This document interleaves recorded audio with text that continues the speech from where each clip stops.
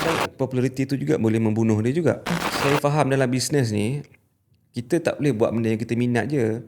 So setiap kali shoot dengan dia, benda tu yang saya kena ready. Mental lah. Maksudnya mental kena kuat. Mari ke hadapan, bawa semangat membara. Oh say what, jadilah usahawan berilmu. Jom join Iskan maju selalu. Impian besar, usaha jitu, please lakukan bantu. Let's go now. Assalamualaikum dan salam sejahtera. Selamat datang ke InScan BizLife 2026, sebuah platform yang membawakan perkongsian ilmu, pengalaman dan juga kisah inspirasi daripada tokoh-tokoh industri. So bersama saya Natasha Mira pada hari ini dan juga Dan saya Sis ataupun Yeti. di sini tadi kami daripada Institut Keselamatan Negara InScan. Okay. So menariknya Sis, episod pada kali ini kita akan membawakan topik berkenaan dan juga hasil dapatan daripada sesi sebentar daripada sesi roundtable strengthening entrepreneurship capacity building within Malaysia's industry creative yang dianjurkan oleh InScan baru-baru ini di Kota Kinabalu, Sabah. Okey Nat, antara isu utama yang ramai industri kreatif kita adalah berdepan dengan cabaran iaitu daripada segi keusahawanan, pengurusan perniagaan, akses pasaran dan juga kelestarian pendapatan. So okey Nat, hari ni kita punya guest special ya. Saya sebenarnya daripada tadi seram sejuk juga. Saya nervous sebab dia punya aura ni dia lain macam. Dia senyap, dia kelihatan sangat senyap, relax. Tapi kita orang dua wanita ni yang macam nervous sikit daripada tadi. Okey tak apa, kita bagi hint sikit. Yang tetamu kita pada hari ni, guest kita pada hari ni, beliau merupakan penggiat seni, okey, dan juga beliau pernah memenangi Festival Filem Malaysia. Melalui filem apa? Nat, pernah tahu? Pak Motor kan? Yes. So, nak kenalkan tak Nat? Yap. Saya pula mengenali figura ini menerusi beberapa filem yang saya rasa masa tu bila saya tengok, saya rasa saya power lah. Sis pernah dengar filem Bunuhan tak? Okey. Bunuhan. And then ada Ro'u. Okey, Ro'u. So bagi saya, beliau ini seorang yang sangat versatile. Okay. And then, tapi hari ni kita bukan nak sembang pasal dia punya kisah lakonan ataupun kisah seni. Kita akan sentuh juga, itulah. Tapi kita more on, kita nak gali lagi satu lagi side dia iaitu keusahawanan. So kita nak tahu macam mana beliau ini mengimbangi antara dunia seni dan juga dunia perniagaan. Betul. Nak kenalkan teruslah. Silakan. So bersama kita pada hari ini kita ada Pekit Ibrahim. Yes. Terima kasih. Okey tak? Jemput saya, terima kasih. Memang mantap. Okey tak intro kita orang? Rasa teruja tau. Tadi tengok macam aduh. Okay. Tangan saya masih lagi sejuk. Tak apa Nat, kita bersama-sama. So diharap Pekin bersabar dengan kami. Tak apa. It's okay. Kita layan je. Santai je. Okay. Saya nak dapatkan semangat daripada Pekin ni. Okay. Pekin. So ramai yang mengenali Pekit Ibrahim ni sebagai seorang pelakon yang versatile. So Pekin ni dia bukan sahaja seorang pelakon, tapi dia seorang penerbit dan juga seorang pengarah. Kan? So kalau boleh nak tahu juga, kita nak rewind balik, kita nak tahu macam mana Pekin menceburi, segala bermulanya perjalanan seorang Pekit Ibrahim di dalam dunia seni. Okey, Assalamualaikum. Saya kalau tanya pasal industri kreatif, saya daripada 1996 saya datang ke KL lah. So dari situ sebenarnya minat seni daripada kampung lah, daripada Kelantan lagi. Cuma kita tahu kita nak pergi jauh, duduk di Kelantan ni susah kan. Cuma kalau di sana sekadar kita buat local theatre, jamming-jamming. Tapi untuk kita kembangkan lagi bakat ni, memang saya fikir memang saya kena datang ke KL. Sebab itu kata-kata brother-brother yang dah memang kerja kat KL lah. Dia cakap, kau nak pergi jauh dalam industri, kena pergi ke Kuala Lumpur lah. So saya datang tahun 96, saya sekolah lagi masa tu. Lepas tu mula berlakon iklan, bekerja di belakang tabir waktu tu di Tech One Production, di zaman tu HVD, lepas tu dengan KRU, sampailah saya berlakon secara serius saya rasa tahun 2000 yang saya rasa okey, inilah bidang yang aku nak. Sebab sebelum tu saya try berbagai-bagai benda tau. Menari, menyanyi, modeling, apa saja orang cakap tentang industri saya cuba semua. Tapi dalam cuba tu kita nampak lah mana yang kita sesuai kan. So saya nampak lakonan yang rasa macam waktu tu okey, aku nak kena pilih ini yang aku nak fokus. So 2000 alhamdulillah sampailah sekarang. Itu kalau kita cerita pasal lakonan. Kalau mengarah untuk filem yang memberi peluang sebenarnya Syafiq Yusof. Syafiq Yusof dengan Datuk Yusof Aslam lah. Bagi saya, dia orang ni adalah macam ikon lah. Macam saya punya Sifu lah. Syafiq walaupun dia lebih muda daripada saya letakkan dia macam Sifu lah. Banyak yang saya tengok, saya belajar daripada Datuk Yusof. Sama juga bila in term of kita bercerita pasal macam mana saya start produce, pun galakan daripada Datuk Yusof lah. Selepas saya buat Mak Motor, produce daripada Syafiq. So Datuk Yusof cakap, okay, kalau kau nak produce, aku rasa kau dah boleh lah ni. So saya banyak tengok macam mana apa yang dia buat, saya macam copy. Apa tak faham saya bertanya. Kan tengok. So dari situ yang galakan macam spark untuk saya nak produce tu datang. Memang daripada Datuk Yusof Aslam lah. Okay. Kalau filem atau drama pertama Pekin ingat tak? Ingat. Kalau lakonan pertama Pendekar the Movie. Zaman tu HVD zaman tu kan kita kekuatan ekonomi kan 96 97. So diorang start buat filem. So diorang start sama-sama VCD. Okay. So saya first time uji bakat, saya dapat hero lah waktu tu, peranan utama untuk arahan Silver Chong. Okay. Pendekar the Movie, sebuah filem careka lah zaman tu yang Malaysia buat off record tu sebab filem careka yang menggunakan teknik CGI pertama di Malaysia waktu tu. Okay. Keluar api-api semua. Tu first time saya berlakon lah. Nak kena cek balik ni ada tak? Ada dekat YouTube pun ada. Ada, saya tak pasti siapa yang post kat ni. Tapi kalau iklan memang sebelum tu saya dah start dengan iklan lah, buat TVC apa semua. Cuma yang betul-betul berlakon memang start dengan Pendekar the Movie tu lah. Modeling pun buat juga dulu. Zaman tu memang iklan, saya pelakon iklan lah. Lepas tu kalau filem pertama saya rasa Di Ambang Misteri, Silver Chong juga. Di Ambang Misteri, tapi peranan kecil lah. Peranan kecil. Tu tele ke? Tak, tu filem. Filem sinema lah. Tu tapi peranan tak besar lah. Tapi slowly saya dapat peluang alhamdulillah sampailah sekarang. Okay. So kita nak tahu jugalah, of course lah, dah berapa tahun Pekin, dah almost 20 tahun dalam lebih 20 tahun. So mestilah ada ups and down kan. So nak tahu juga ada di antara dah ketiga ni lah kan, cabaran-cabaran yang pernah Pekin hadapi. Kalau kita nak cerita cabaran, memang struggle kalau kita nak, sebab banyak juga saya pernah share dalam podcast sebelum ni kan.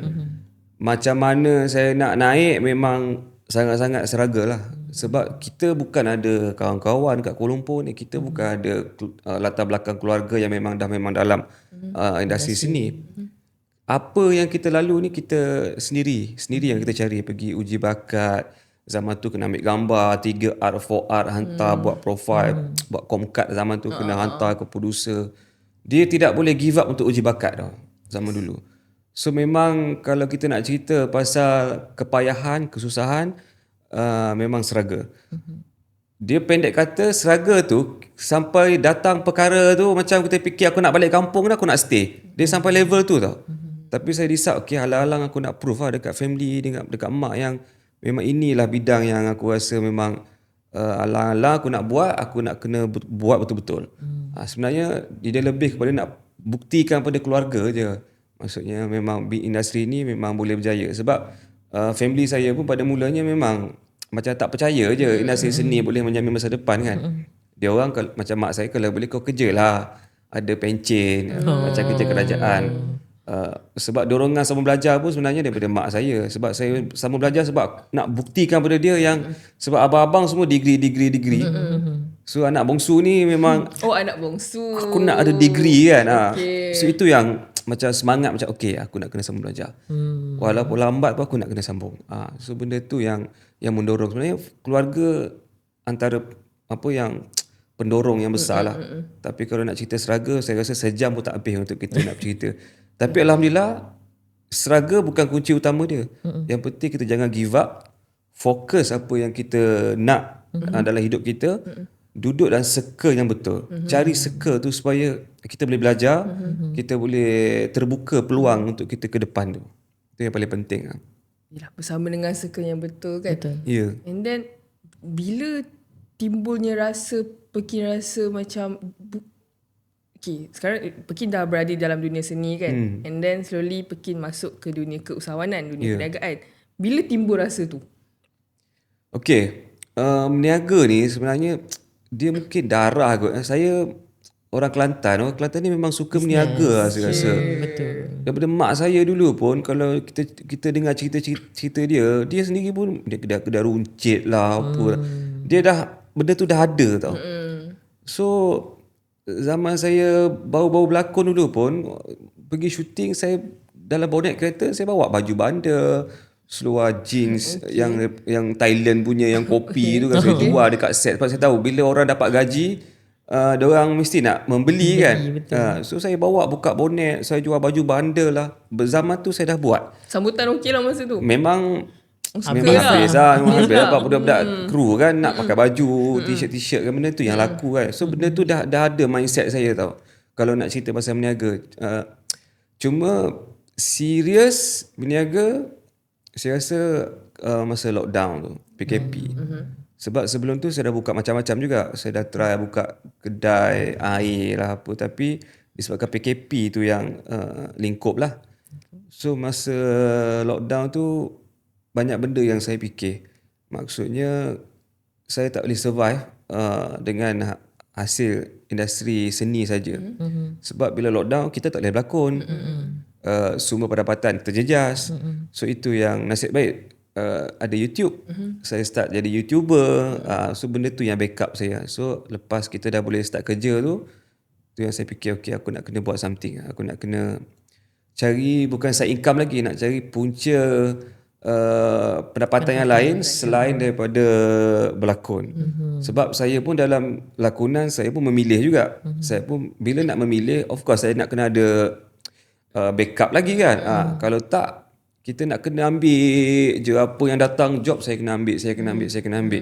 So kenapa saya memilih satu sebab kita ada keluarga, ada anak. Of course kita nak tengok ada isteri, nak tengok karya-karya yang tak terlalu sensitif kan. Kita kena jaga sensitivity keluarga, kita punya anak apa semua tu yang bila ada backup plan tu benda tu saya boleh buat lah. Saya boleh lah memilih sikit projek-projek yang rasa macam ni aku kena buat, ni aku tak perlu buat. So alhamdulillah sampailah sekarang. So, sampai sekarang Pekin masih lagi menerima orang kata Masih, job lakonan alhamdulillah lah. masih. Tapi PKP yang buatkan saya memang okay, aku nak kena buat something, nak kena berniaga. Okay, so kalau macam dari segi realiti dunia seni ni kan, apa sebenarnya yang ramai orang luar tak nampak sebenarnya. Kalau macam kami sebagai orang kata netizen ni kan, kita nampak realitinya wah cantik, mewah kan. Itu realiti lah. Itu sebenarnya orang kata dalam social media lah. Daripada segi realiti sebenarnya tu macam Pekin. Realiti yelah kita ramai talent, ramai pelakon. Realitinya ada yang struggle, ada yang sukses. Benda tu mana-mana bidang pun. Saya rasa bukan hanya bidang industri seni.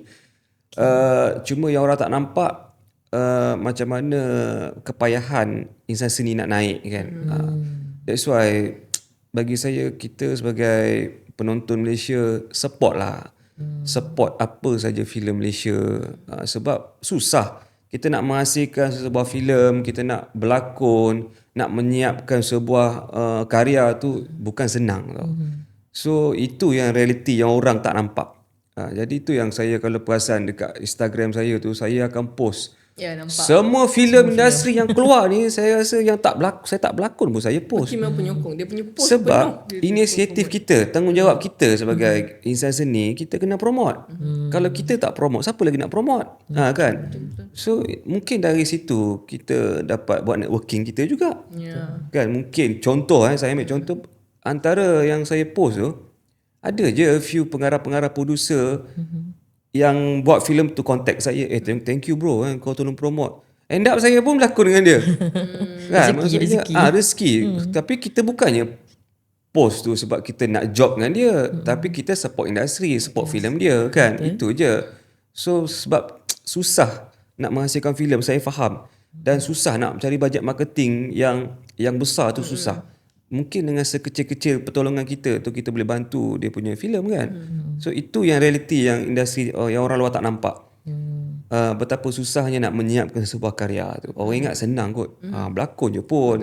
Buat filem je pun. Ambil macam shooting pakai phone. Dia tak sama. Dia satu proses yang lain. Berlakon dekat TikTok tu tak sama pun berlakon dengan Short, kat filem tak sama. Memang melibatkan ramai tenaga kerja. Belakang tabir kan. Memang memerlukan modal yang besar. So kita kena support.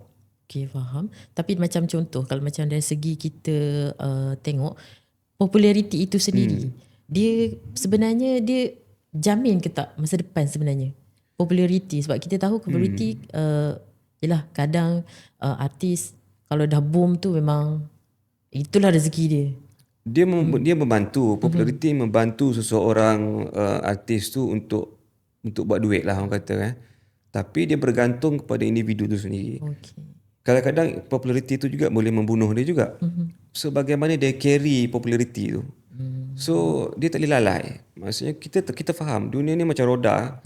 Hari ni kita di atas, besok kita dekat nombor 3, lusa kita dekat nombor 4, dia makin jatuh, lepas tu dia akan patah balik kan. Betul.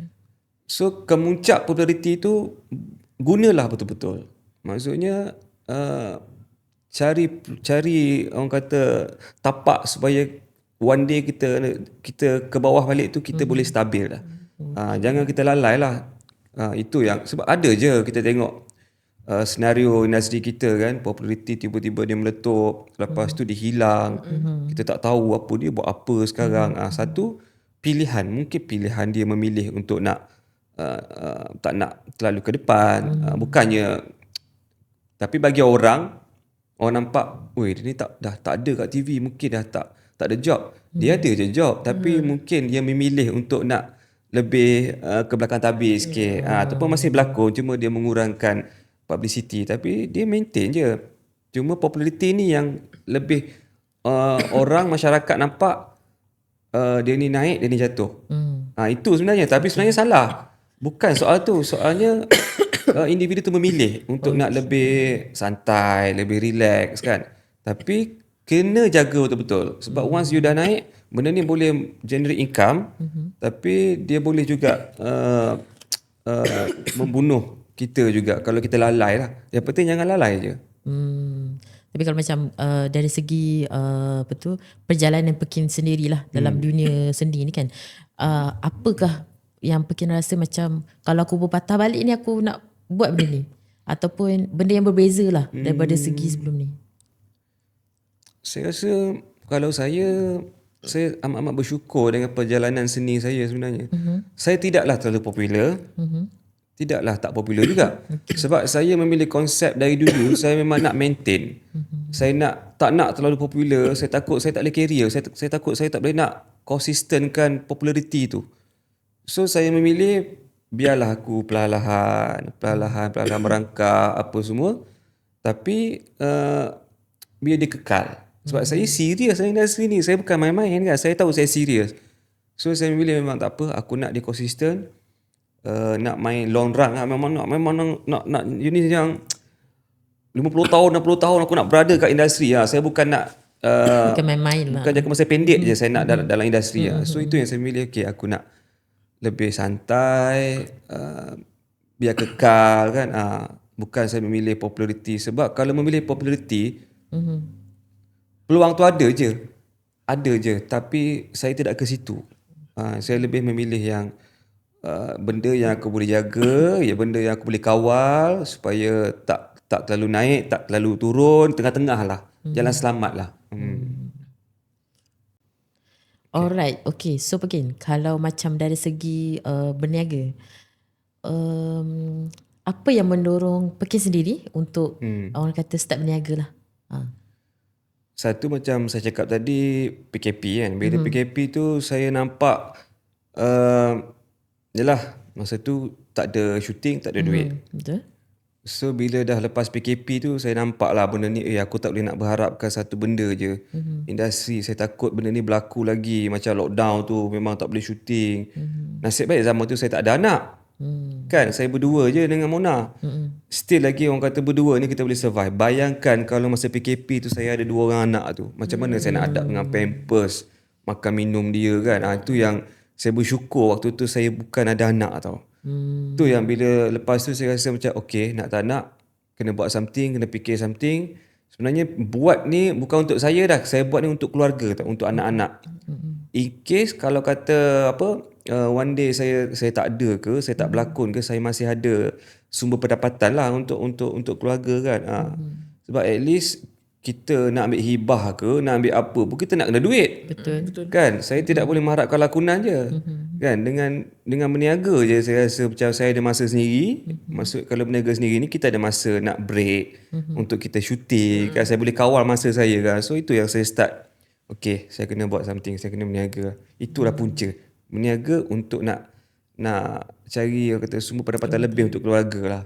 Okay, alright. Tapi macam dari segi perniagaan, perniagaan apa ataupun perniagaan pertama yang Pekin jalankan sebelum ni? Okay, kalau perniagaan ada je macam benda-benda yang tak jadi kan. Macam saya cakap tadi, saya pernah buat buka kedai air kan, kedai air macam coffee shop. Tapi tak menjadi sebab dia lockdown lah. So lepas tu saya start, kalau serius saya start first dengan Little Joe tu lah. Little Joe Air Freshener. Tapi saya as a marketing director, cuma company tu memang dah ada. Saya join diorang tu sebagai marketing director. Bila kita dah ada Little Joe, kita faham Little Joe ni produk daripada luar negara tau, bukan kita own produk tu kan. Kita macam distribute dekat Malaysia. Saya tahu takut one day kalau lah kita dah bina rangkaian kita masuk retail sana sini, tapi one day tiba-tiba company dekat Itali tu tutup lah. So kita tak ada produk. Sebab kita mengharapkan produk orang. So itu yang kita create. Kita set up lagi satu company yang kita buat kacang lah. Maksudnya F&B, maksud kita main snack. So kacang tu yang saya rasa first perniagaan yang saya serius. Sebab kita dah ada rangkaian, kita dah memang distributor produk-produk Little Joe ni. Jadi bila kita buat kacang ni, maksudnya mana tempat yang Little Joe ada, kita boleh menumpang kacang kita tu. Mama Jo kan? Mama Jo. So lepas tu masih lagi kacang ni saya rasa macam okay, dia bukan aku sangat lah. Kan, dia bukan Pekin sangat tau. Sebab saya minat otomotif. So bila dah slowly Mama Jo tu berkembang, saya memang nak sangat ada bisnes yang memang dekat dengan saya. Dekat dengan saya minat otomotif. Itulah munculnya Big Joe, Car Wash.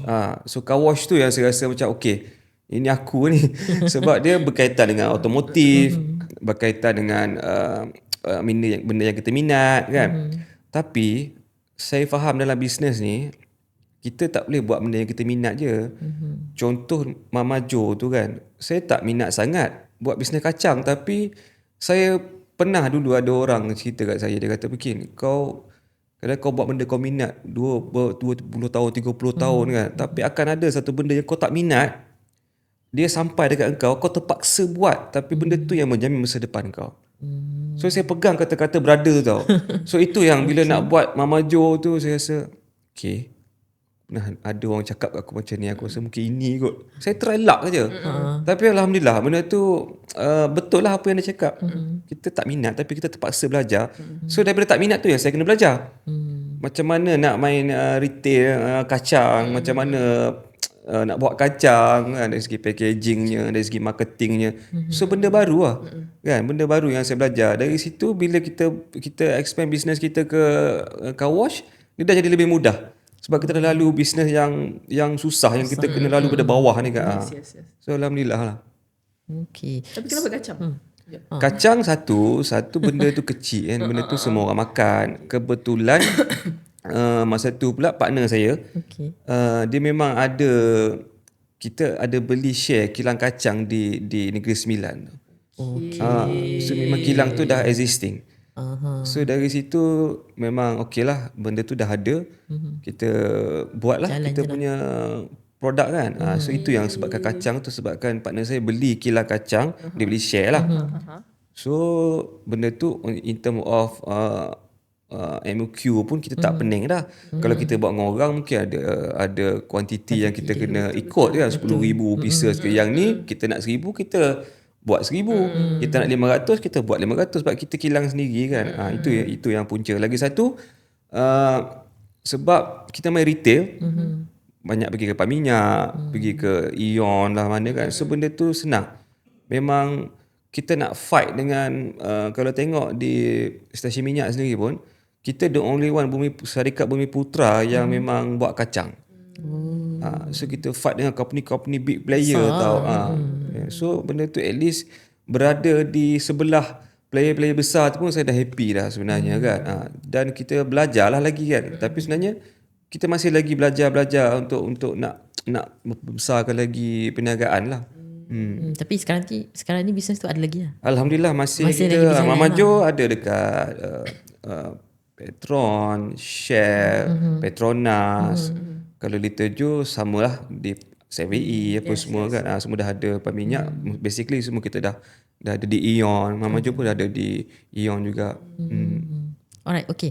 So macam kalau daripada segi kita punya sesi round table dekat Sabah baru-baru ni, kita tengok penggiat seni, diorang ni ada bakat dan juga diorang ni orang kata bakat yang besar lah dekat sana. Tapi kurang pendedahan tentang orang kata ilmu perniagaan lah. Okay. Kalau daripada segi Pekir sendiri, pernah tak berada dalam situasi yang sama masa mula berniaga dulu? Betul. Sebab ilmu tu penting. Sebab saya mula-mula start bisnes pun, kita bukannya tahu pasal bisnes. Memang itulah kata, satu kita kena cari the right partner. Kita tak boleh buat seorang-seorang juga. Macam dulu saya pun ego juga. Masa mula-mula buat bisnes nak buat seorang-seorang. Saya bila buat seorang-seorang kita penat. Kita nak kena buat ni, nak kena buat tu. Kan sebenarnya kita kena cari team. Team bagi saya cari the right partner yang mungkin kau ada bab ni dia pandai, bab ni kau pandai kan. So combine, jadikan satu pasukan yang lebih mudah untuk kita nak buat. Kalau mungkin saya tak pandai bab proposal katakan mungkin partner saya pandai. Kan mungkin saya pandai bab marketing, mungkin dia tak pandai bab tu. So benda tu memang kita kena duduk dengan satu pasukan yang memang betul-betul solid tu. Kau ada kau punya kelebihan, aku ada aku punya kelebihan. Dan sentiasa mencari ikon lah. Macam saya selalu mencari ikon tu, mencari idola orang kata. Kalau dalam industri seni, siapa idola kita? Dalam bisnes, corporate, siapa idola kan? Maksudnya kita tengok macam mana dia buat bisnes. Kaji macam mana jatuh bangun di dalam bisnes kan. So dari situ kita belajar dan selalu attend macam kursus-kursus ke, kalau kata SME ada buat kursus, pergi ada event, seminar-seminar bisnes pergi. Kau kena pergi sebab dari situ kau dapat tahu peluang untuk geran ke, peluang macam mana kau nak membesarkan bisnes yang kau tak tahu jadi tahu. Memang kena rajin sikit lah bab tu. Dia tak boleh nak rasa kita dah semua tahu kan. Walaupun kau dah sukses pun, bisnes ni dia anytime sukses, tiba-tiba nak jatuh pun boleh. So sebelum jadi benda tu kita kena prepare lah. Maksudnya duduk dengan orang-orang yang dah berjaya untuk kita belajar macam mana nak jalankan bisnes tu dengan lebih mudah, lebih lancar kan, dengan peluang macam mana kita nak perbesarkan lagi rangkaian produk kita, masuk ke sana sini. Tapi saya faham ada orang yang kapasiti dia tahu je jalan-jalan tu. Tapi kita faham bila nak pergi lagi modal lah. Betul. Ya, sebagai contoh kita ambil contoh lah, saya dapat masuk kacang saya di katakan ada 100 outlet lagi lah yang coming ni kan. 100 outlet tu modal juga in term of packaging, kita nak productionkan kita punya barang tu, marketing kan, memang perlukan modal. So mana datangnya modal ni? Itulah penting tu, kau pergi seminar, pergi duduk dengan networking yang betul, bertanya orang kan. Mungkin kau ada grant support daripada kerajaan ke yang kau boleh minta. Benda-benda tu sangat-sangat membantulah. Tadi Pekin cakap tentang ikon. Ya. Siapa ikon Pekin? Icon atau Kalau idola? saya dalam corporate dalam bisnes saya Tan Sri Said Zainal. Oh, okay. Kalau dalam bisnes pun dia jugalah. Dia. Ada beberapa lagi lah. Kalau industri seni ni saya memang Datuk Yusof Aslam. Dalam bisnes ni banyak. Kalau yang baru-baru kita tengok sekarang ni, ramai yang saya ni ambil benda positif. Tan Sri Said Zainal kebetulan dia memang kita punya big boss besar lah. Banyak saya punya partner pun memang rapat dengan dia. Saya pun memang selalu jumpa dia kan. Kita banyak tengok macam mana journey dia tu. So apa-apa advice pun kita tanya dia. Dan kalau tengok sekarang banyak je orang kata businessman muda yang sukses. Kalau tengok contoh, kita ambil kalau yang Gen Z lah, SVG kan. Saya bangga tau kita ada anak muda yang sukses dalam fashion kan. Kalau kita tengok sekarang dari segi pewangi, kita ada Opai katakan, tengok macam dia market dia punya produk. Benda tu saya rasa macam kita pun boleh ambil dia sebagai idola lah. Orang kata macam mana dia buat benda, dia boleh buat, kenapa aku tak boleh buat? Kita try tengok macam mana proses dia buat. Mungkin kita boleh bisnes pun macam copycat juga kan, macam photostat, apa template dia buat tu kita boleh tiru kan. Mungkin benda template dia tu sesuai dengan kita punya bisnes kan. Benda tu tak salah untuk bersaing secara sihat kan. Okay. Pekin, nak tanya pula. Okay, dah kita dah cerita tadi pasal pengalaman Pekin masa PKP semualah kan. So dalam dunia bisnes ni mestilah ada ups and down. So ada tak satu pengalaman ni yang orang kata Pekin memang akan ingat sampai bila-bila lah, yang memang takkan dilupa-lupakan dalam perniagaan? Kalau pengalaman tak dapat lupa, macam biasalah, buat cari duit lah kan. Buat cari duit, up and down tu benda yang saya rasa paling moment yang saya rasa semua businessman akan tak boleh lupa lah kan. Selain daripada ialah kita nak, benda tu je saya rasa kritikal. Sebab bila kita nak besarkan bisnes pun kita perlukan duit. Lepas tu apa saja saya rasa duit lah. Benda tu yang membuatkan banyak kadang-kadang kita dapat peluang nak masuk, katakan nak masuk 1000 outlet lah dekat tempat baru ni katakan. Tapi duit tak ada pula, kita nak expand benda tu, rasa macam benda tu rasa momen tu yang saya rasa macam kena buat something ni kan. Satu lagi biasalah, apa yang kita rancang tak menjadi. Itu pun pernah lalu kan. Kita rancang macam ni mungkin boleh pergi, tiba-tiba tak boleh pergi. Pun benda tu kita jadikan dia sebagai pelajaran lah. Next time. Tapi mungkin dia tak jadi dekat produk Mama Jo, tapi mungkin benda tu boleh jadi ke Big Joe pula kan. So kita banyak try and error. Bila tak jadi tu rasa macam frust lah. Tapi kalau jadi alhamdulillah kan. Lepas tu mencari rentak macam mana kita nak perbesarkan lagi perniagaan tu yang paling mencabar lah. Tapi momen yang paling saya tak lupa itulah bila momen nak cari duit lah. Modal lagi. Cari modal. Itu saya rasa macam ini aku tak lupa momen yang macam mana kita dapat peluang tapi tak boleh pergi ni. Betul. Dia macam kita dah ada idea tapi macam marketing kita dah ada plan marketing yang best ni, tapi modal juga ni marketing ni, nak kena ni. Sebenarnya tu yang saya rasa macam kalau duduk dengan partner pun rasa momen tu yang rasa macam sepatutnya kita boleh pergi dah ni tapi tak boleh pergi sebab modal ni.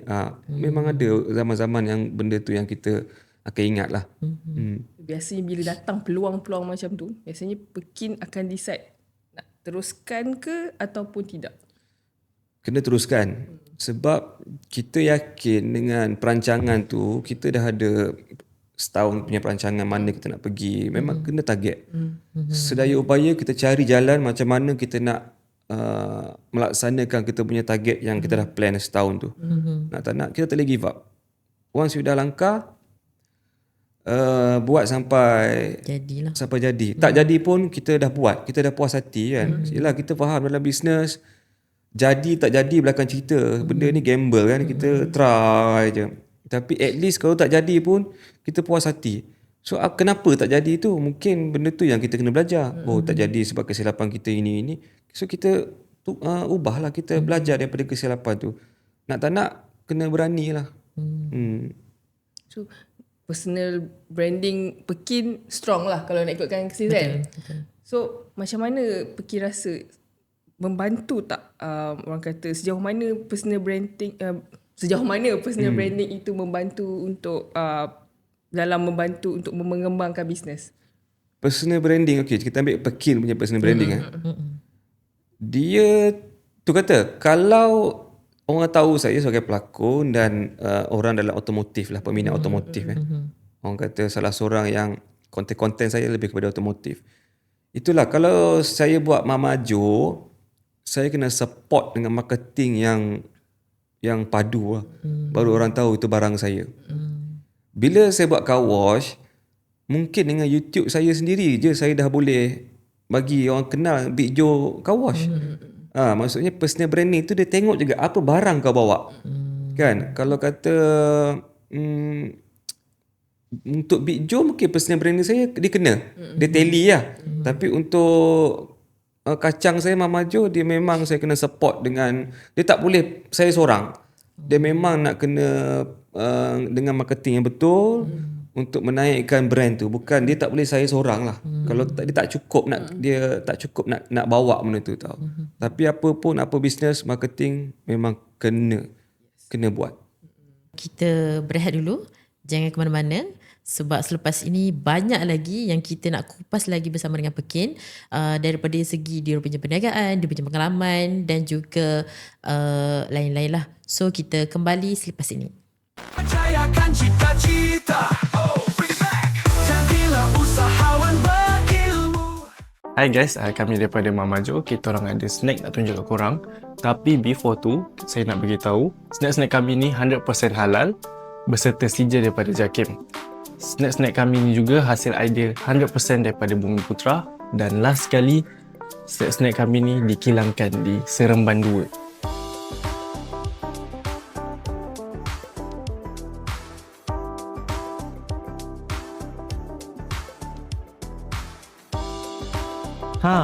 Korang mesti nak tahu kan perisai apa yang ada dekat snack kacang Mama Jo ni?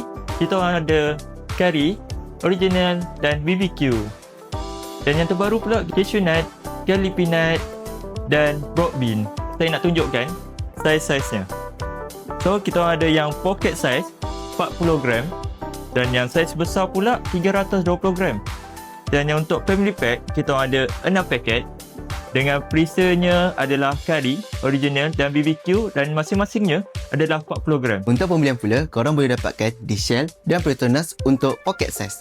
Manakala untuk family pack dan saiz besar, korang boleh dapatkan di Aeon Supermarket.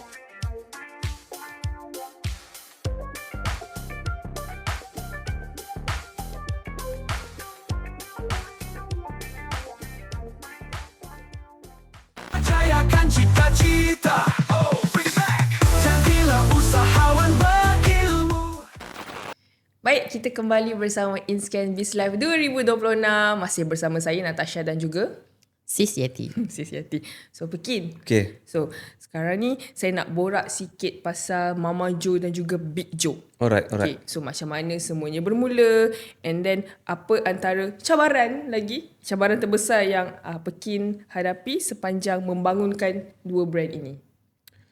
Okay, bermula macam, yalah saya cakap tadi, sebab kita nak ada produk lain selain daripada air freshener kan. Sebab kita tahu air freshener tu bukan kita punya barang. Barang tu daripada luar negara, kita distributor.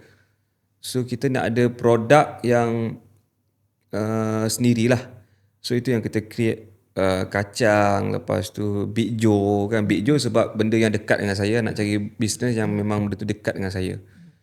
Cabaran dia, saya rasa mana-mana ahli perniagaan kat luar sana, cabaran dia macam mana kita nak naikkan brand tu. Macam mana nak orang tahu produk kita, macam mana nak buat sale, macam mana nak konsisten, nak maintain. Itu cabaran paling besar lah. So bila nak buat benda tu, ialah satu kita kena planning dengan betul, susun marketing dengan betul. Bila kita cerita pasal marketing ni, dia perlukan modal. Kalau yang tak keluar modal, mungkin guna saya je lah sebagai marketing kan. Saya buat marketing itu. Tapi sampai bila nak mengharapkan saya je? Kita mesti nak, sebab saya tahu saya tak boleh handle. Mungkin kita satu kedai, kita boleh handle. Tapi mungkin kita dah 2-3 kedai, macam mana saya seorang nak pergi sana pergi sini kan? Sebenarnya tu yang paling penting. Kita nak kena susun. Macam mana nak bagi nampak brand kita. Macam mana orang nak tahu itu bisnes kita. Nak bagi orang support, orang datang. Itu cabaran paling besar lah. Saya rasa mana-mana peniaga kat luar sana, benda tu memang normal lah. Saya rasa semua brand akan lalu benda sama. Nak marketkan barang dia tu. So di dalam sesi round table ni juga, antara cabaran yang dibangkitkan oleh yang menyertai kita punya sesi round table tu ialah kekurangan platform dan juga sokongan untuk membantu penggiat seni berkembang. So bagi pandangan Pekin lah kan, apa antara yang paling diperlukan oleh penggiat seni pada hari ini? Maksudnya macam mana? Apa platform, kekurangan platform? Yes, kekurangan. So, isu yang dibangkitkan adalah kekurangan platform dan juga sokongan untuk membantu mereka ni berkembang. Okey, faham. Dalam perniagaan lah kan. So, pada pandangan Pekin, apa antara yang diperlukan oleh mereka-mereka ini? Sebab kita, orang industri sebenarnya platform ada, support ada, kita kena ambil tahu. Kita jangan tunggu orang hidang. Maksudnya jangan tunggu kau nak tak? Ada ni peluang kau nak tak? Kita kena cari. Sebab kita ambil contoh Finas. Finas banyak je geran-geran yang dia buka.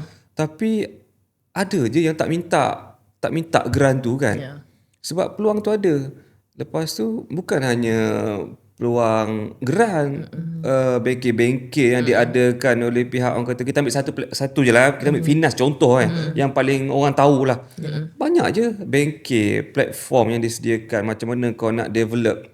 Bukan hanya skill lakonan untuk kau jadi seorang businessman pun bermula daripada situ je sebenarnya kan. Macam mana kau nak produce daripada skrip, pre-pro sampailah production. Bukan hanya filem je, ada yang untuk content creator. Sekarang ni kan zaman-zaman content creator, short film. Benda tu ada. Kita nak kena ambil tahu. Benda tu ada. Kena ambil tahu. Kena rajin. Lepas tu jangan tunggu orang hidang. Itu saya rasa benda orang kreatif kena buat. Sebab banyak, saya faham, kadang-kadang orang kreatif ni dia tahu buat filem, dia tahu berkarya, tapi bab nak minta geran, nak buat proposal, yelah documentation ni itu ini, dia orang leceh bagi dia orang. Itulah kita kena cari the right team, the right partner. Maksudnya cari partner yang boleh buat benda tu. Sebab kita kena tahu apa yang kita kurang, apa yang kita lebih. Mungkin presentation, in term of story, kita hebat. Tapi kalau kata kurang dari segi proposal ni, kita hire lah orang ataupun partner yang pandai buat proposal kan. Kena bergerak sikit lah. Jangan terlalu selesa. InsyaAllah benda tu, peluang tu akan ada. Sebab dia rasa dia seorang je berfikir, sepatutnya dia kena cari team. Especially orang lama-lama lah dia tak kerti benda ni. Tapi kalau kita tengok sekarang, orang kreatif sekarang, budak-budak muda pengarah-pengarah baru yang datang daripada Aswara ke mana-mana universiti yang dah grad, diorang ni lebih aktif. Kita nampak sekarang ni pengarah baru. Kenapa aktif? Sebab diorang dah pandai. Diorang pandai cari peluang, diorang pandai pergi presentation, buat proposal, pitching sana, pitching sini, festival sana, festival sini. Diorang lebih nampak peluang tu.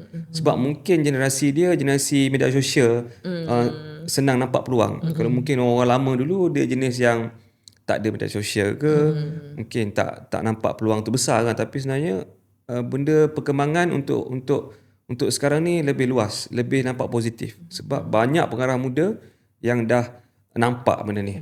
Itu satu benda yang bagus untuk industri sebenarnya. Okey, kalau macam dari segi membina pasukan, macam mana Pekin sendiri nak bina pasukan untuk produksi filem dan juga bisnes untuk pastikan yang dua-dua ni orang kata terus berkembang? Okey. Macam industri filem, sebab saya dah lama, saya dah tahu dah tim mana yang, kalau contoh tim mana saya nak bekerja, tim mana saya nak susun. Cuma bisnes, benda tu masih baru lah orang kata, masih lagi kita bukan try and error, kita dah try, dah buat dah pun, cuma macam mana kita nak bagi dia lebih lancar tu masih lagi saya mencari. Contoh kita nak ambil marketing punya department katakan masih lagi saya mencari yang kata department ni sesuai ke, content creator ni boleh ke bawa barang kita. Sebab ada je kita hire orang untuk buat marketing tapi tak achieve, tak sampai apa yang saya nak pun ada kan. Benda tu kita masih lagi try sampailah kita rasa macam jadi. Tapi in term of film, saya rasa saya dah masak sangat dah. Saya tahu kelebihan DOP ni untuk filem macam mana, department ni apa kelebihan dia, kita dah boleh susun. Cuma kalau untuk bisnes macam yang saya buat sekarang ni, saya sendiri masih lagi orang kata masih belajar lah kesesuaian macam mana kita nak bawa benda ni lagi 5 tahun 10 tahun akan datang kan. Okey. Kalau macam dari segi platform media, kalau macam pandangan Pekin sendirilah, bagaimana platform digital ataupun kita punya jaringan komuniti dan juga sokongan daripada kita punya agensi sendirilah InScan dapat membantu penggiat kreatif dalam kita nak membantu mereka kembangkan diorang punya kejayaan dan juga perniagaan. Okey. Media sosial ni sangat penting. Sangat-sangat penting. Apatah lagi orang-orang yang ada bisnes. Sebab orang sekarang semua dekat phone. Orang sekarang Di ni ujung jari. Apa saja bangun tidur dah tengok phone. Kan pendek kata bangun tidur bukan tengok bini dah, bangun tidur cari phone. WhatsApp. Dia betapa pentingnya media sosial kan. Jadi benda tu yang kita kena betul-betul ambil tahu. Kalau kita nak follow the trend, kita nak kena ambil tahu. Sebagai contoh, kalaulah saya punya batch bukan tak reti pasal TikTok, kita kena ambil tahu pasal TikTok. Bukan kata nak ada TikTok tu sebab kita nak tengok benda bukan-bukan, tapi gunalah dia sebagai platform yang apa TikTok boleh bantu aku punya perkembangan.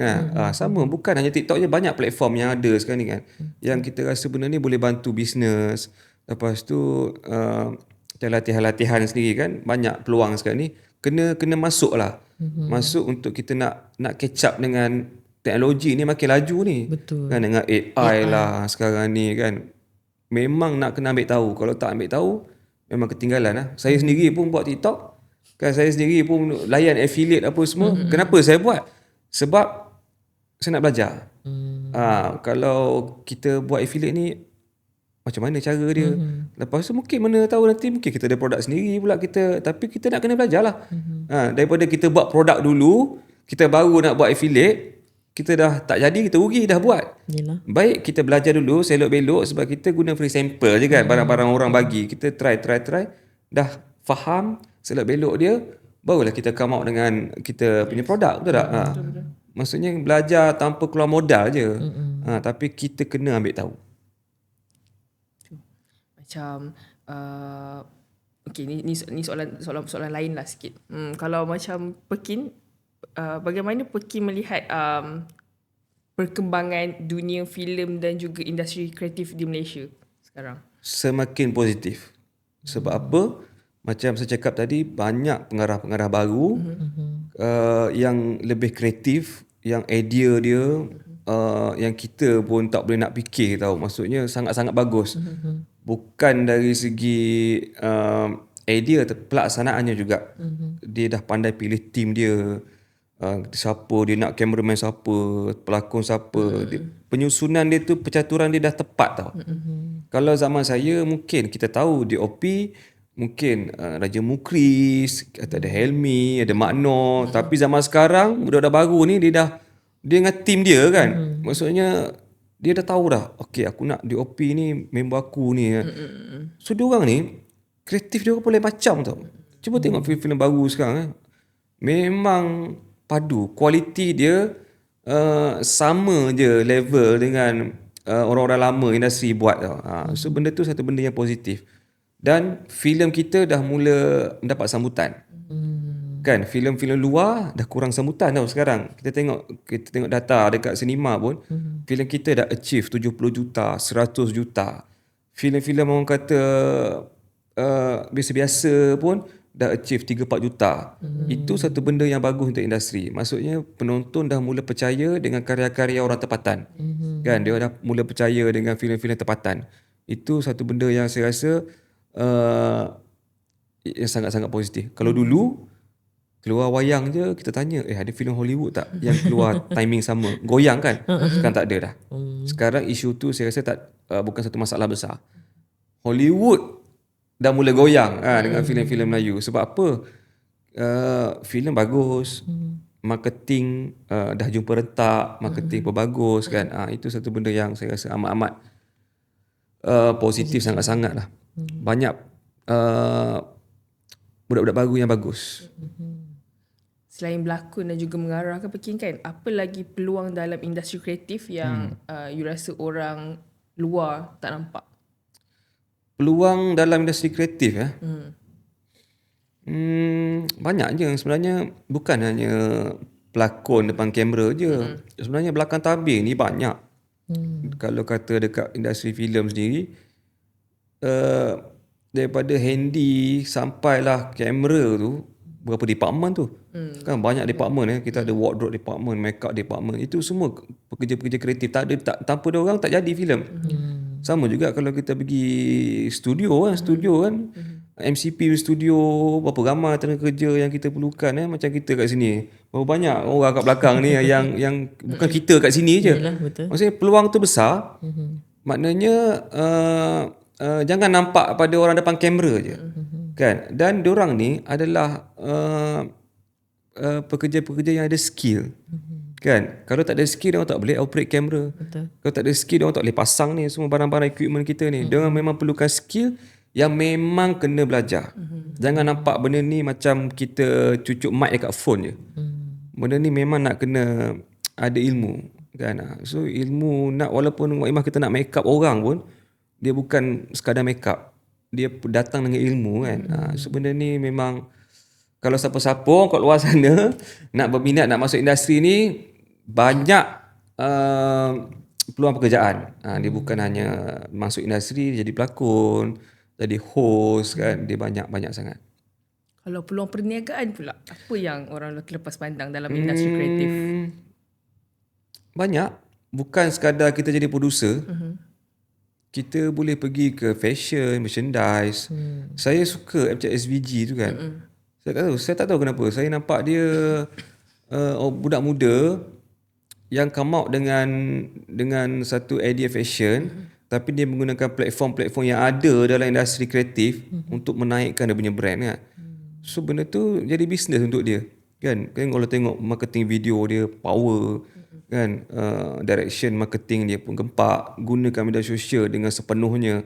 So fashion show, buat fashion show. So benda tu memang dia guna pakai habis dalam industri kreatif ni, menaikkan brand, menjadikan dia semua pendapatan kan. Sebab kita tengok kalau filem je dia nampak producer je yang buat duit. Sebenarnya banyak lagi peluang-peluang yang kita boleh buat duit. Dia terduduk pada individu tu. Kalau individu tu pandai guna ruang, pandai guna peluang, dia akan jadi bisnes. Sekarang ni kita dah masuk dunia AI. AI sekarang ni kan. So AI dan teknologi Review sana, review sini. AI je kan. So AI dan teknologi kini semakin mempengaruhi industri kreatif.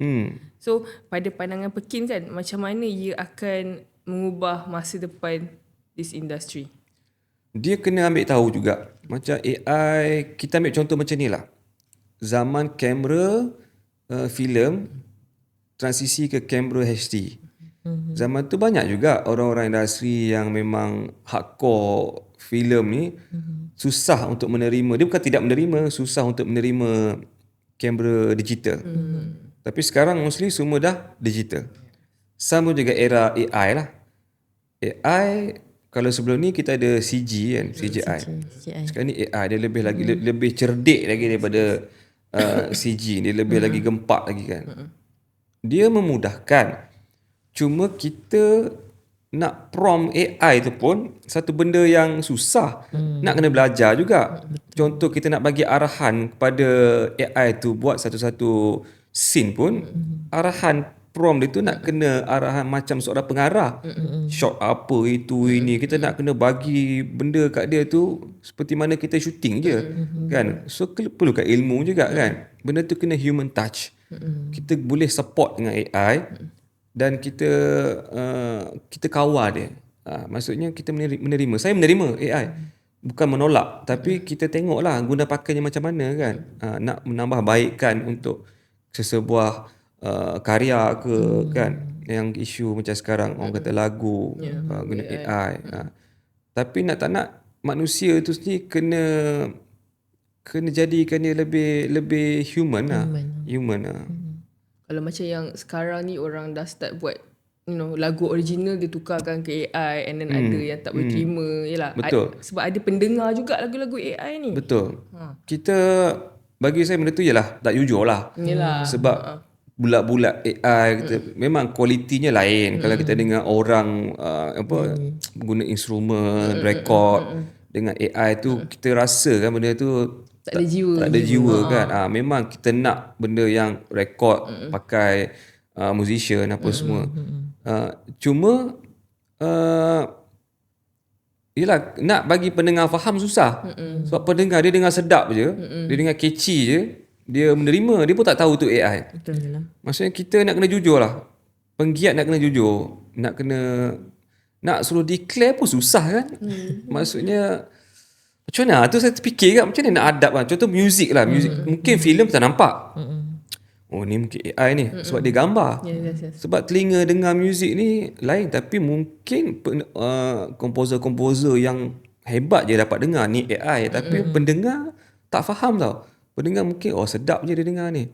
Kan? Mungkin kita orang industri kita dapat rasa. Ni AI ni sebab terlalu clean ke audio dia kan. Tak ada bunyi-bunyi yang macam manusia yang buat kan. Tapi pendengar macam mana? Itu pun soalan dia. Itu pun saya terfikir kadang-kadang macam mana akan datang industri muzik kita kan.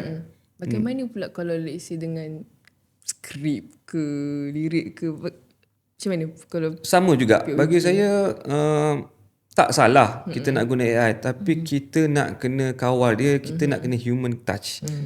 Nak kena olah balik. Kita tidak boleh menolak benda ni. Kalau kata idea tanya AI, tak salah pun, tapi kau kena tulis juga. Kau kena buat juga. Mungkin kalau kau suruh AI buat skrip pun dia jadi kelakar lah. Boleh siap, tapi kalau baca balik kan kita kena ubah balik apa semua kan. Saya sendiri pernah guna AI untuk nak buat storyline apa semua kan. Tapi bila kita baca balik, wait, tak best weh. Nak tak nak kita kena olah. human touch. Memang kita kena sentuh dia supaya dia ikut kita. Cuma memudahkan kerja tu boleh lah. Memang nak tak nak benda tu banyak orang guna pakai sekarang ni. Kita kena terima je lah. Janganlah bulat-bulat kita ambil skrip yang AI buat tu kita shooting. Kita tahu. Tengok pun tahu ni AI ni. Dengan word kata bual pun, kata bual macam robot, kata bual tak ada jiwa kan. So dia lain tau dengan orang yang menulis. Dia memang kita dapat rasa benda tu. Alright, okay. So untuk kekal dalam orang kata industri, apa orang kata ilmu ataupun kemahiran yang perlu ada? Kemahiran, kita nak kena faham apa kita buat. Maksudnya once you berlakon, you kena ada knowledge lah. Apa tu lakonan, apa you buat tu you kena tahu. Sama juga kalau you produce, you kena ada ilmu in term of producing lah. Macam mana nak dapatkan ilmu ni? Itulah dia, bertanya, duduk dengan orang-orang yang betul, attend kursus-kursus ke. Kalau tak nak attend kursus pun, at least kau carilah orang-orang yang dah berjaya. Kalau pelakon, nak jadi pelakon yang baik, carilah pelakon-pelakon yang kau rasa dia ni ada something, dia ni boleh aku belajar something. Pergi cari, pergi bersembang, pergi bertanya dan pergi belajar. Sebab nak tak nak dia kena belajar juga. Jadi saya sendiri pun nak jadi pelakon pun saya pergi belajar. Bukannya sekarang ni pun kalau saya dapat offer filem, saya masih lagi panggil hire acting coach. Contoh saya ambil macam filem Gemercih Boys. Personally memang produksi bagi acting coach Ibu Fauzia Hanawi. Tapi saya faham waktu tu ibu akan handle budak-budak, cast budak-budak, dan saya sendiri bagi tahu production, okay, Jason, aku nak hire aku punya acting coach sendiri. Sebab dengan timing prep ni aku rasa macam aku perlukan acting coach. Saya sendiri yang hire. Saya ambil Nakyu Arifin masa tu untuk guide saya sepanjang prep Gemercih Boys. So walaupun saya rasa saya boleh buat, saya masih perlukan acting coach. Masih. Apatah lagi filem-filem yang lain kan, memang kena belajar. Kalau kita rasa kita baru di industri ni, duduk dengan orang yang betul, belajar. Ada peluang buat teater, pergi buat. Sebab teater tu satu benda proses kan. Proses untuk kita, orang kata, nak bagi pecah. Nak bagi pecah kita punya diri ni. Kita punya range boleh pergi macam mana, setinggi mana, serendah mana. Dengan proses teater tu kan. Benda satu benda yang bagus. Try je. Tak salah. Bila try baru kita tahu, oh aku boleh pergi macam ni. Aku boleh buat macam ni kan. Kalau tak pergi, tak tahu. Ataupun tak nak pergi pun, pergilah masuk kelas. Kelas yang mana-mana Finas buat ke siapa. Masuk je, tak ada masalah. Dengan niat nak dapat ilmu kan. Pergi enjoy buat dia tu. Pergi. Enjoy. Saya sendiri tahun ni tak kot. Sebab saya every year tau. Saya rasa last saya buat dengan Han kot. Han Zalini. Puspita kot. Itu last. Puspita. After PKP tu, after lockdown kita buat satu Puspita. Sebab saya masih disiplinkan. Seboleh-boleh setahun sekali saya akan buat teater. Kena teater. Itu Walau busy macam mana pun. Melainkan tak ada buat apa mengelak, saya tak adalah buat. Tapi setakat ni masih konsisten lagi lah kan. Setahun sekali buat. Sejak ada anak ni kot tak buat kot. Boleh lah nanti ada beberapa Tapi saya ada plan. Memang kita ada plan nak buat teater lagi. Memang sentiasa ada perancangan. Ore, okay. So, tersasul lah Ore Ore. Ore terus. Okay, macam mana artis dia nak orang kata nak guna personal branding tu untuk orang kata menambah pendapatan atau menjana pendapatan? Sekarang benda tu penting. Personal branding kan. Create personal branding. Lepas tu sekarang ni zaman media sosial kan. Kau boleh gunakan benda tu macam contoh banyak je orang sekarang review sana review sini. Buat video konten untuk macam klien-klien besar kita tengok sekarang ni kan, macam brand-brand besar. Kita ambil brand kereta lah katakan, Ford ke apa kat luar sana pun menggunakan platform media sosial, menggunakan platform menggunakan influencer. So kalau kita orang industri, kita ambil tahu, kita bina kita punya personal branding dengan baik, benda tu pun kita boleh buat. Macam saya sendiri, saya pun buat. Walaupun saya sebagai pelakon, saya ada personal branding saya ke arah influencer tu pun saya ada. Sebab saya ambil tahu benda tu. Sebab dulu kita nampak influencer macam tak ada value sangat je kau review kedai makan orang. Sekarang tak payah kata kedai makan tau.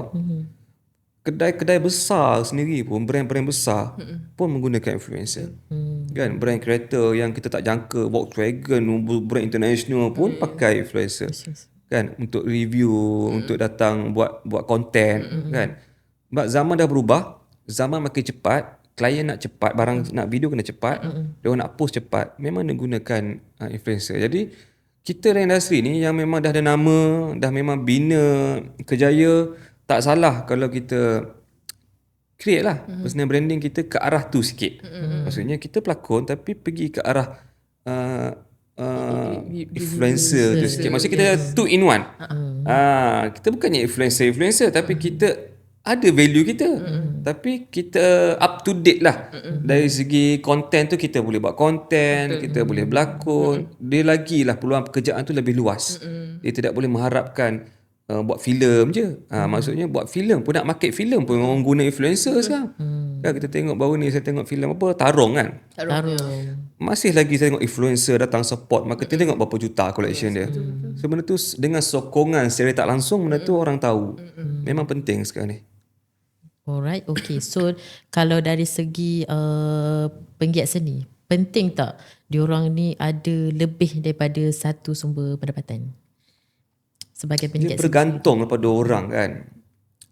kalau saya rasa penting lah. Mungkin ada orang kata tak penting, pendapat masing-masing, tapi untuk saya sendiri penting sebab saya ada anak, ada isteri, saya tak nak dia orang susah lah. Sebab saya tahu betapa struggle-nya industri kan, macam mana saya nak naik dulu, betapa struggle-nya nak makan, nak hidup lah, kata nak survive. Tapi bila kita ada anak bini, takkanlah kita nak dia orang rasa macam mana kita rasa kan. Of course kita nak bagi dia orang selesa. So bukan kata dengan industri lakonan tak boleh survive. Boleh. Tapi kita makin tua. Kita tak tahu ke depan hari ni kita sakit, kita larat ke, patah kaki ke apa, kita tak tahu. So perancangan awal tu penting.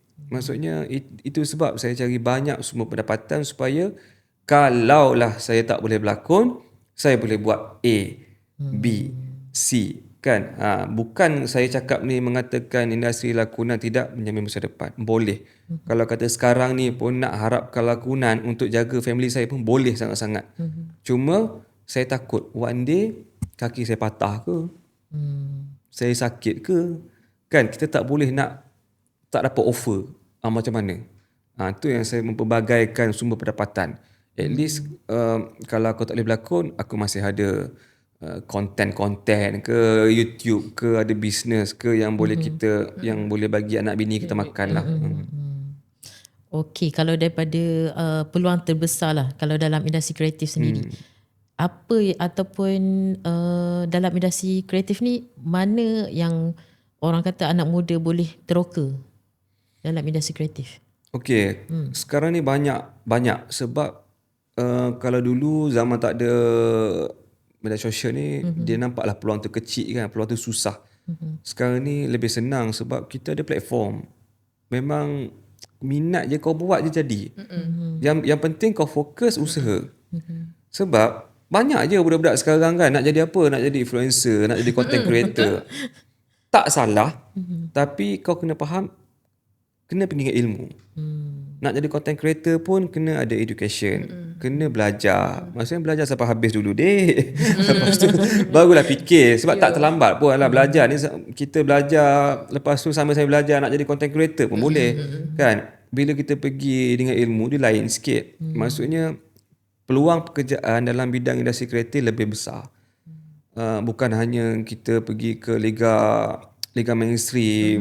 Bukan. Maksudnya dekat phone ni pun dah macam-macam kau boleh buat income kan. Yang penting kau rajin je. Konsisten.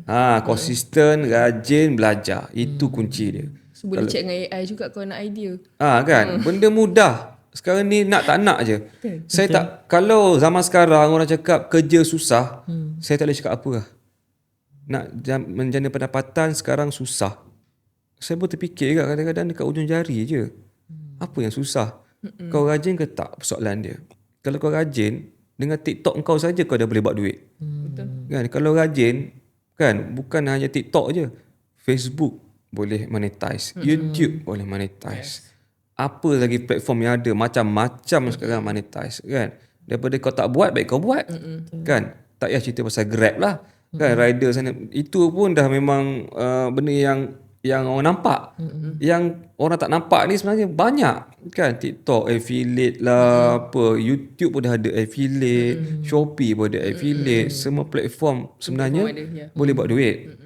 Dan itu lagi bagus, kau boleh kerja dengan masa kau. Kan, kau ada masa kau sendiri, kau nak buat konten, kau fikir masa kau sendiri. Kalau kau memilih ke arah tu lah. Yang penting rajin je. Kan, kalau tak nak, mungkin kau boleh pergi lain-lain platform pula yang macam nak full time, macam-macam sekarang ni.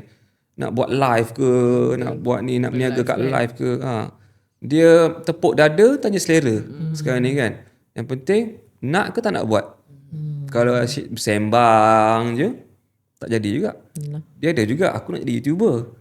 Tapi belum jadi, dah beli kamera hebat-hebat, beli mic. Saya sampai sekarang pakai phone je. Kan, jangan tunggu beli equipment. Dengan phone pun dah boleh buat video. Kan, lama-lama kau upgrade. Ni dah spend RM5,000 beli tapi tak buat-buat lagi. Kan, ada je orang macam tu. Nak nampak presentable. Betul. Tapi tak jalan. Daripada orang yang dengan phone nampak biasa-biasa tapi konten jalan. Mana kita pilih? Kita nak macam mana? Kan? Pakai phone pun no problem. As long editing tu kita boleh Ya, belajar lah. editing pun mudah sekarang ni kan. App je pun. Ada macam-macam VN lah, apa lah. Macam-macam lah. Kan? Kau belajar satu app, kau expert satu dah settle dah. Yang penting orang boleh tengok konten kau, boleh tengok kau punya sambung tu. Jadi cerita okey lah. So lepas ni kita akan masuk ke segmen terakhir. So kita nak dengar pula pandangan dan juga nasihat seorang Pekin Ibrahim, terutamanya untuk anak muda dan untuk mereka yang nak membina kerjaya atau bisnes dalam industri kreatif. Percayakan cita-cita. Oh, bring it back. Jadilah usahawan berilmu. Sejak masuk InScale, daripada tak ada kawan, saya ada kawan. Means networking lah. Dalam industri yang kita masuk, selain tu kita dapat belajar kat mana selok-belok kita dalam perniagaan yang salah, dapat dibetulkan oleh daripada coach kita yang berpengalaman lah sebelum ni. Saya Nok Amira Abdul Hamid. Saya ada dalam pengurusi Syamira Cookies yang ataupun dikenali sebagai pemborong kuih raya bertempat di Pandamaran Jayakulam. Saya dah mengusahakan perusahaan ini sejak daripada 2017.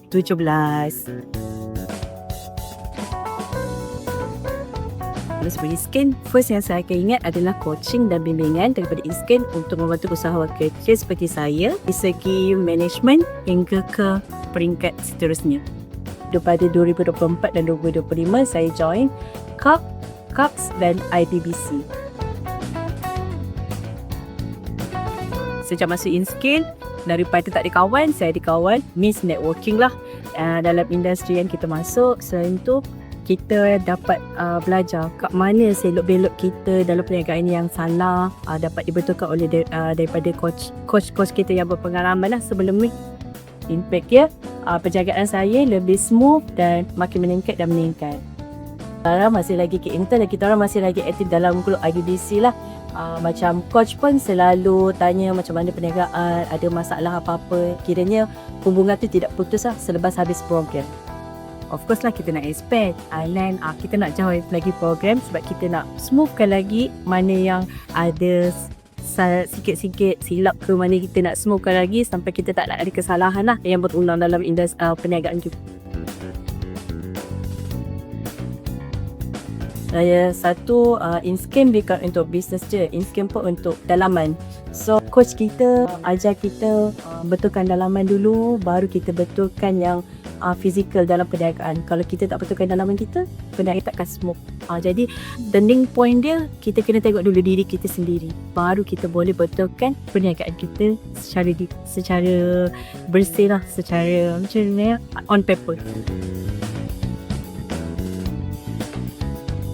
Until now, saya dapat collaborate dengan One of Cafe dekat Seremban. Kalau di one of kita punya customer lah, Urban Fair. Itu kita punya networking lah. Selalu waktu raya dia akan nak pergi raya ke apa ke, kita ada collaborate lah. And then saya banyak belajar dengan dia juga. Mungkin satu hari nanti saya buka cafe. Sebelum saya kena InScale, memang kita tak ada apa-apa pembiayaan, semua sendiri. Kita masuk, kita dah ada networking kan. So dia orang bercerita, kawan-kawan dalam network kita cerita kat sini kita boleh dapat, kat sini kita boleh dapat bantuan, kat sini. So walaupun InScale tidak memberi bantuan, tapi dia memberi lorongan untuk kita tahu kerajaan ada bagi kita apa sebagai usahawan. Jadi kat situ saya mengenali Mara, mengenali Fama.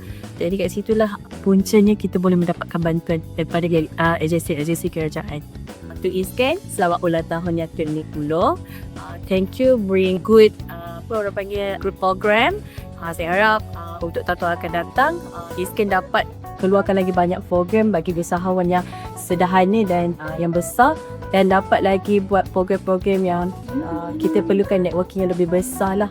Bukan untuk industri bakery saja, mungkin boleh combine dengan industri lain. Itu dari saya, Amira Syamira.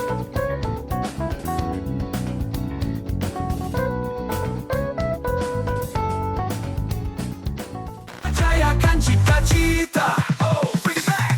Jadilah usahawan berilmu. Okay, so kita hampir ke penghujung episod dan sudah tentu ramai yang nak tahu mengenai apa tu orang kata nasihat daripada Pekin sendirilah Yang mana yang nak berjaya dalam dua-dua bidang, iaitu dunia seni dan juga dunia perniagaan. Okay. So kalau ikutkan daripada mindset lah, orang kata daripada segi mindset, apa yang perlu ada ataupun seseorang yang perlu ada dalam dia nak join bidang seni dan juga bidang perniagaan? Mindset tu lah. Okay, mindset yang sentiasa nak belajar tu sentiasa kena ada. Sebab kalau kita nak jadi pelakon pun, kita kena ada mindset nak belajar tu. Apatah lagi dalam perniagaan yang penuh mencabar ni kan. Memang kena set mindset yang nak belajar dan kita ni tak tahu apa-apa. Sentiasa penuhi dengan ilmu. Sebab dengan ilmu je yang buat kita boleh sukses sebenarnya bagi saya. Saya percaya proses. Sebab nak jadi pelakon yang hebat pun kita lalu proses belajar dengan orang tu. Walaupun secara dasarnya tak nampak macam belajar dengan orang tu, duduk lepak aje, tapi sebenarnya tanpa sedar kita belajar tu. Dengan dia sembang pun kita dapat belajar apa pengalaman dia, mungkin kita ambil supaya bagi inspirasi kat kita kan. Apatah lagi dalam perniagaan kan, macam mana orang tu sukses, apa turun bangun dia, naik bangun dia dalam turun naik kan dalam bisnes, apa dia lalu, kita mungkin ambil iktibar. Macam mana kejatuhan dia, mungkin kita ambil iktibar untuk kita juga. Macam mana kesuksesan dia, kita ambil iktibar untuk kita. So benda tu memang kita kena set. Jangan rasa kita boleh buat semua. Kita kena faham kita ada kelemahan kita ada benda yang kita pun tak tahu, dan kita perlukan orang-orang yang memang tahu untuk bantu kita kan. Tak boleh orang kata pergi dengan sendiri jugalah. Perlukan orang yang bagi kita peluang kan, dalam apa bidang sekalipun. Bisnes kita perlukan peluang, dalam bidang lakonan pun kita perlukan peluang, betul tak? Alright, okay Pekin. Kalau ikutkan daripada segi kesilapan lah, apa kesilapan yang orang kata usahawan muda yang perlu kita elakkan? Yang perlu elak lah sebenarnya.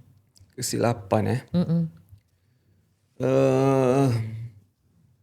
susah nak cakap. Tapi kita ambil adalah contoh macam beberapa yang saya kenal lah sebelum ni yang pernah share apa silap dia kan. Macam ada member ni dia buat bisnes dah betul dah sukses, tapi bila dia dah ada duit sikit, digunakan duit tu macam beli kereta, digunakan benda yang ke arah materialistik sikit. So benda tu yang membuatkan dia kantoi lah. So bila nak expand business, dia stop. Itu mungkin kesilapan yang saya pernah dengar lah. So saya ambil lah benda tu macam iktibar yang aku nak kena kawal lah benda ni kan. So nasihat dia, bagi bisnes betul-betul konsisten, betul-betul kita dah boleh buat duit betul kan. Biar orang kata run cantik, lepas tu barulah kau boleh pergi ke arah tu sikit lah. Sebab kita manusia ni tak boleh lari dengan nak bergaya apa semua kan. Cuma kawal lah benda tu kan. So mungkin itu salah satu kesilapan yang saya pernah dengar lah. Macam kami sendiri pun banyak juga buat silap kan. Buat silap, orang kata try and error ni banyak je. So nak tak nak kena cuba. Tak cuba tak tahu kan. So banyak je buat silap sebenarnya.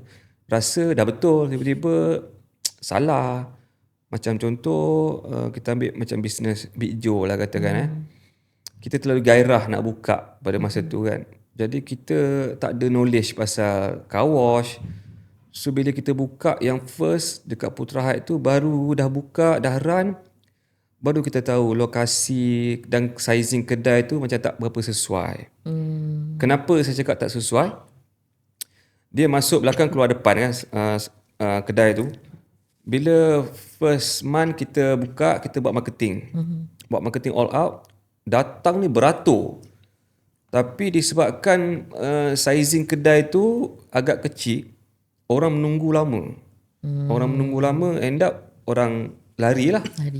Lepas tu kita punya servis pun agak slow kan. Itu yang lagilah stuck belakang tu. So dari situ yang saya nampak macam macam push marketing gila-gila untuk kedai ni pun rasa macam buang tenaga jugalah. Sebab kita tak boleh nak ambil tau peluang tu kan. Orang datang tapi tak boleh deliver. Itu satu benda yang saya rasa macam kesilapan paling besar. Tapi nak tak nak, benda kena tempuh, kena lalu. So ambil tu sebagai pelajaran lah.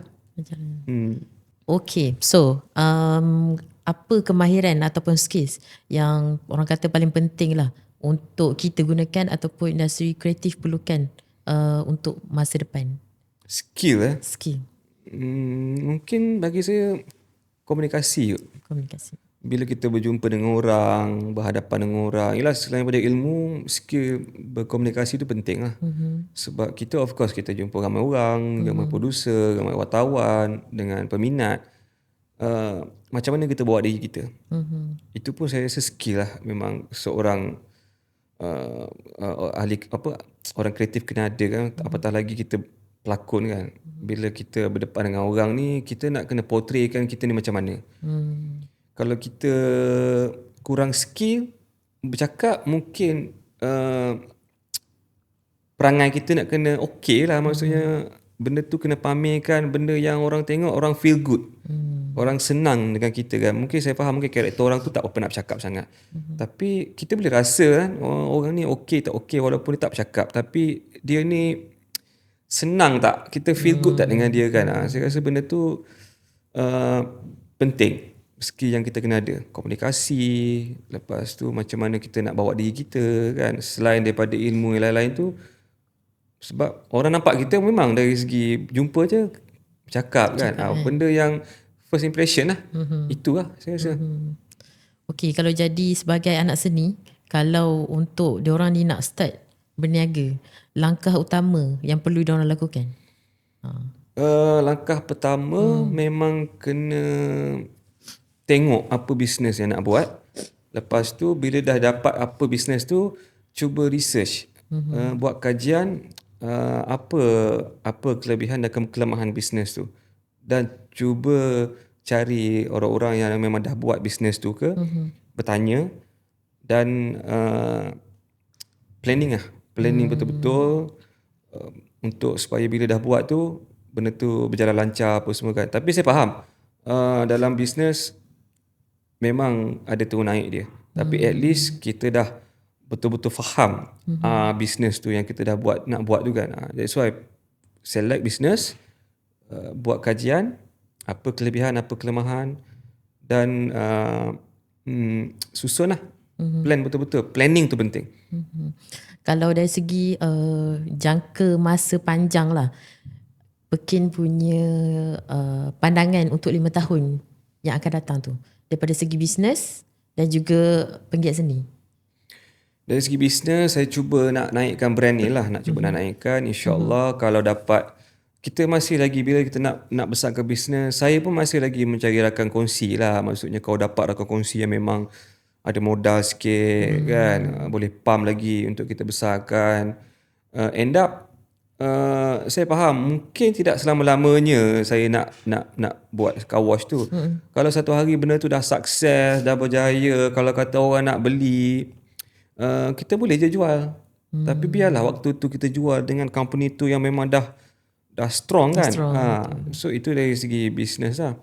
Tapi in term of industri kreatif, saya masih lagi berlakon, masih lagi orang kata larat untuk nak masih berkarya lagi. InsyaAllah doa-doakan semoga kesihatan baik, lepas tu betul-betul berbadan sihat. Amin. Supaya dapat lagi buat filem-filem untuk tontonan ramai, insyaAllah.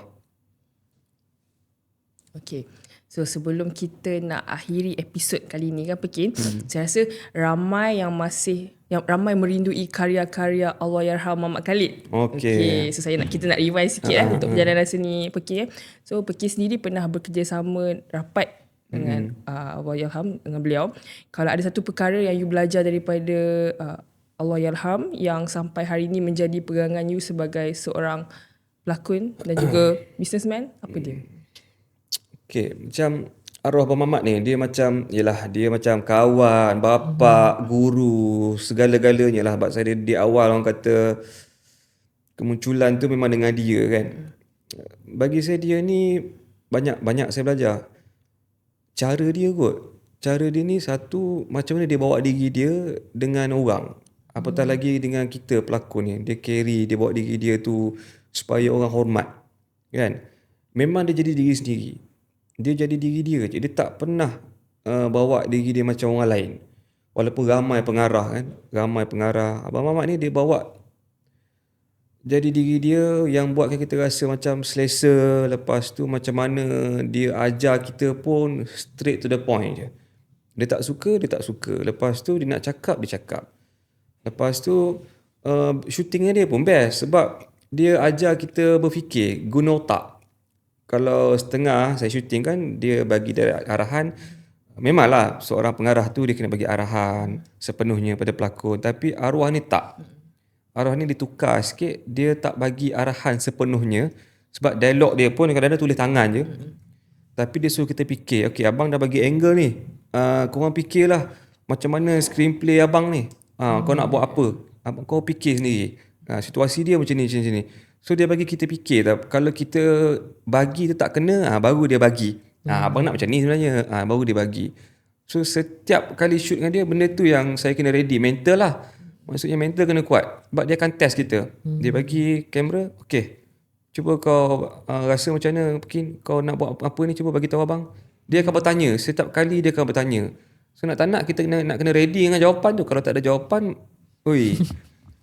habis tu. Itu sebab masa shoot rock, macam mana watak slash dapat okey kan. Dah lah saya baru masuk set rock tu rock kedua kan. Saya rock pertama tak ada. Bila masuk rock kedua, first scene, first day. Bila dia bagi arahan, saya okey lah. Okey, begini skrip. Okay, dia lagi Fadil kau okey bang, okey. Kau faham tak? Abang cakap. Okey bang, faham bang. Okey. Nanti Jijo nanti ni. Kau faham mungkin? Okey bang, saya okey. Walaupun ada point yang saya tak faham, tapi tak berani cakap tak okey. Sebab satu sekejap lagi cakap tak okey kan, dia tanya banyak pula. Nak kena jawab lagi kan. So saya okey lah semua. Lepas tu okey lah nak shoot lah. Dah masing-masing duduk dekat set, tiba-tiba dia panggil dengan walkie-talkie tau. Begini, datang kat abang sekejap dekat monitor ni. So macam dengar tu, okey pergi kat dia. Kat monitor, kenapa bang? Dia kata dialog yang abang bagi tadi buang, tak payah pakai. Saya lagilah, dah lah first day.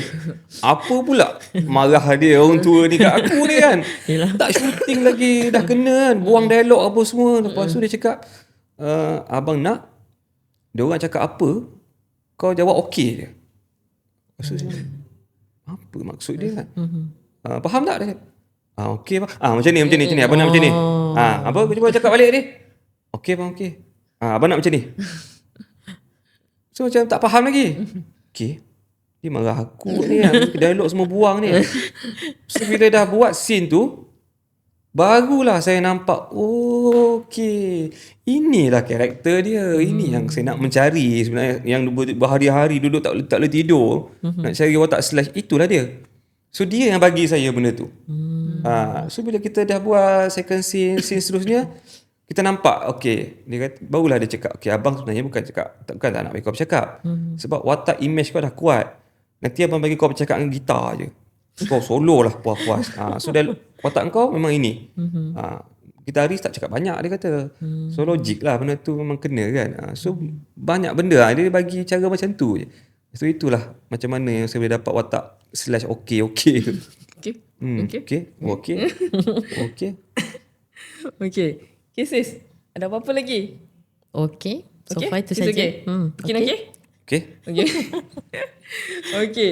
So rasanya kita dah sampai ke penghujungnya. Betul. Dia sebenarnya tak cukup lagi. Tak apa. Lepas ni kita orang boleh sembang dengan Pekin lagi dekat luar without Boleh. camera. Okay. Boleh. So terima kasih banyak Pekin. Sama. Thank you for coming. So apa yang Pekin share hari ni actually Banyak.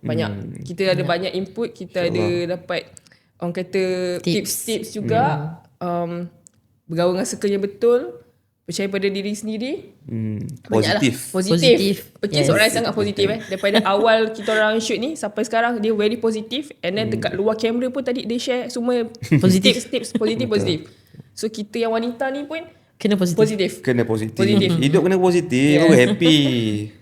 So semoga perkongsian daripada Pekin akan memberi orang kata makna pada you guys yang menonton this episode. InsyaAllah.